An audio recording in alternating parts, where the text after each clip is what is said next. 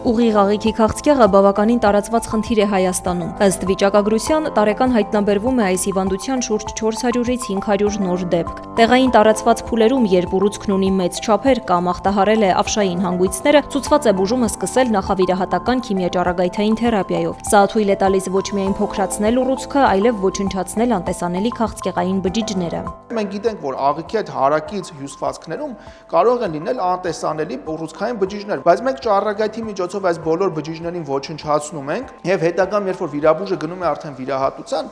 ինքը կարողանում է այդ ամբողջ, այսպես ասած, ավելի ռադիկալ, ավելի ամբողջական հեռացնել։ Ճառագայթային թերապիան վճռորոշ դեր ունի հատկապես այն դեպքերում, երբ գոյացությունը տեղակայված է աղիքի ստորին հատվածում։ Այն օգնում է վիրաբույժին պահպանել օրգանը եւ պացիենտին ազատել կոլոստոմա կրելու անհրաժեշտությունից։ Ճառագայթային թերապիայի միջոցով, երբ որ աղիքում գոյացությունը տեղակայված է բավականին ներքև, մենք հասնում ենք նրան, որպեսզի ուղիղ աղիքի ուռուցքը փոքրանում է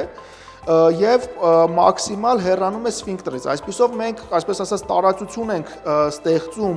վիրաբույժի համար, որպեսզի նա կարողանա նախ առողջ հյուսվածքների սահմանում հեռացնի ուռուցքը եւ այնուհետեւ ձևավորի այդ անաստամոզը, ինչը որ բնականաբար շատ կարեւոր է պացիենտի կյանքի հետագա որակի համար։ Բուժման կուրսը սովորաբար տևում է 5-ից 6 շաբաթ եւ ներառում է 28-ից 30 սեանս։ Բուն ճառագայթումը տևում է ընդամենը 10-ից 15 րոպե, այն լիովին անցավ է ու անվնաս։ Պացիենտը սեանսի ընթացքում որևէ տհաճ զգացողություն չի ունենում եւ կարող է անմիջապես վերադառնալ իր առօրյա կյանքին, նույնիսկ առանց ուղեկցողի։ Որոշ դեպքերում քիմիաճառագայթային թերապիան այնքան արդյունավետ է լինում, որ վիրահատության կարիք այլևս չի լինում։ Ճիշտ սննդակարգը եւ բժշկական ցուցումները թույլ են տալիս նվազագույնի հասցնել բուժման ընթացքում առաջացող անհարմարությունները։ Բժշկի կողմից դիետա նախորդ բացատրվում է պացիենտին ինչպիսի սնունդ օգտագործել եւ բոլոր կողմնակի երևույթները դրանք որպես կանոն շատ